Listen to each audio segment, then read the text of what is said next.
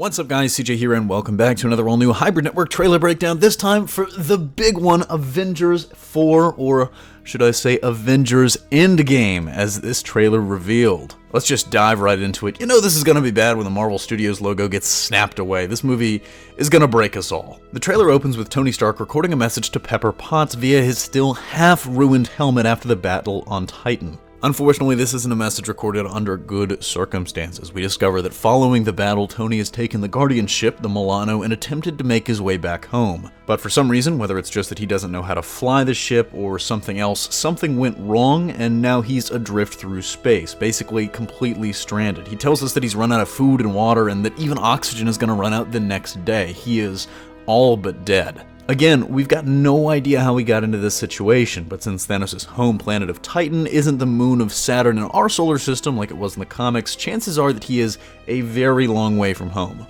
But the big question here actually isn't about Tony, it's about Nebula. Nebula was also stranded on Titan. She was the only other hero to survive the snap in the battle there, but the Milano would presumably be her only way off the planet after she crashed her stolen Sakharin ship onto the planet in Infinity War. We actually see a shot of her in this trailer on the Milano, and there it looks like she's comforting an unseen figure, which could very possibly be Tony himself. This does beg the question, who is going to save Tony and potentially also Nebula? The obvious answer is Captain Marvel. I mean, if she's been out in space after the events of her film, this could be a really easy way to tie her in. And wherever she is, she'd have seen the events of the snap, probably, and there's a chance that she'd find the ruined ship floating through space.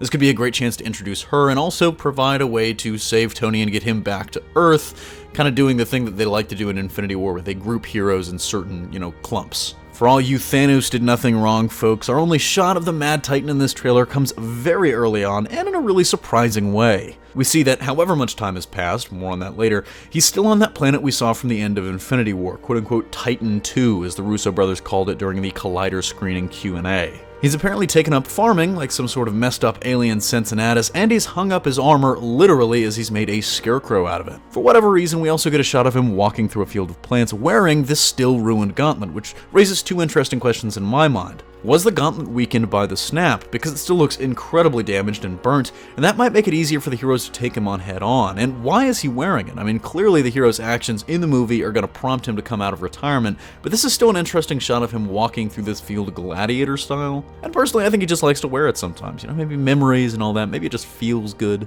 But back on Earth, the remaining Avengers are still coming to grips with what's happened. There's been some rumors of a time jump, and more on that at the end of this breakdown in a scene that very specifically addresses that, but we can see here that some time has passed for sure. I mean, Captain America is once again clean-shaven, is keeping his hair a little long though, and Black Widow is sticking with the blonde. But if you look at the exterior of the Avengers facility in these shots, it kind of looks like it's in disrepair. I mean, that would seem to support the idea that it's been a while since the events of Infinity War. And we don't know what their plan is. Cap calls it the fight of their lives, and he says he doesn't know what he'll do if it doesn't work, but we do get a look at his new suit from this film. It's a completely blacked out version of his old armor. It's not quite as raggedy as the suit he wore in Infinity War. This is definitely a new suit, just painted all black. And it actually just looks like a painted black version of his costume from Winter Soldier. It's very simple, very minimalistic, definitely looking like a stealth suit, and everyone's dressed in all black, guys. It kind of feels like a funeral. During these scenes at the Avengers facility, we also get a little bit of an update, some housekeeping, if you will, that they're keeping tabs on several quote-unquote missing people. We aren't sure whether this means people that were snapped or not, and I'll explain why. Because the names we see are Scott Lang, Peter Parker, and Shuri. Scott, we know, was not snapped. He's stuck in the quantum realm. Or he was, but more on that a little bit later.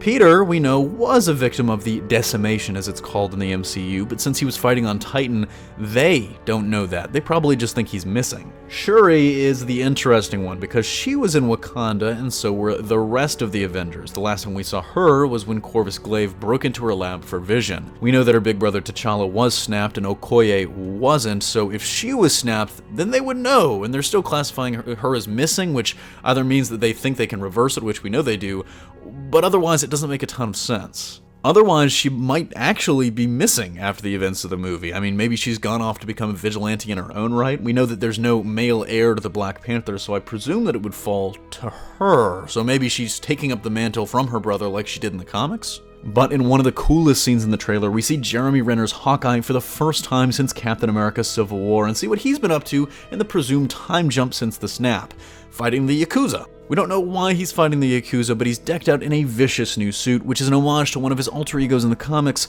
Ronin. Whether he's going by that name or not, we don't know. He's also now carrying a sick sword, which looks like he's been putting to good use. As we see, he's got several dead Yakuza members around him. But unfortunately, it probably hasn't been a happy few months or years or however long for Hawkeye, as we know that he was with his family in Infinity War after the events of Civil War, and the fact that he's up and left to change his whole identity and fight the Yakuza doesn't bode well for their fate. What's more is that when Cap is doing his monologue in the trailer and says that they lost friends and family, we first see Hawkeye highlighted during the lost family portion of that speech. And with that, we get an official look at the official logo for the film, which sees the A in ruins, kind of like half snapped, half looking like a shattered building. And the actual word Avengers is really interesting here too, as it appears translucent, and even later has a semi-transparent quality when it becomes fully solid, which reminds me of the Quantum Realm's shimmer effects that we saw in characters like Ghost. And of course, the title, Endgame, ominous and also said by Doctor Strange in Infinity War, because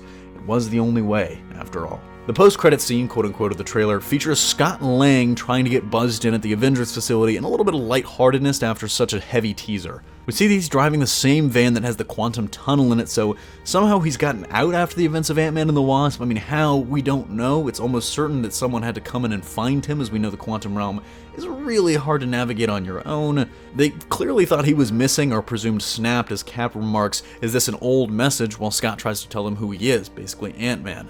And personally to me, this is just more evidence that the quantum realm is going to be a major part of this film.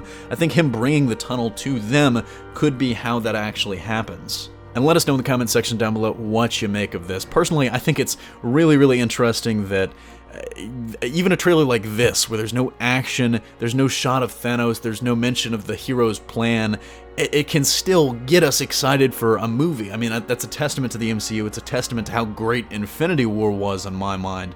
And it'll be really interesting to see what future trailers do. So, did this get you hype? Was it worth the wait? Can you wait to see more? Because I know that I can't. Well, that's going to do it for me here, though. Thanks for watching. Don't forget to smash that like if you like what you saw, subscribe for more great content every single day, and consider turning on your notifications to be alerted every time we upload a new video. Signing off, this is CJ, and I'll see you next time.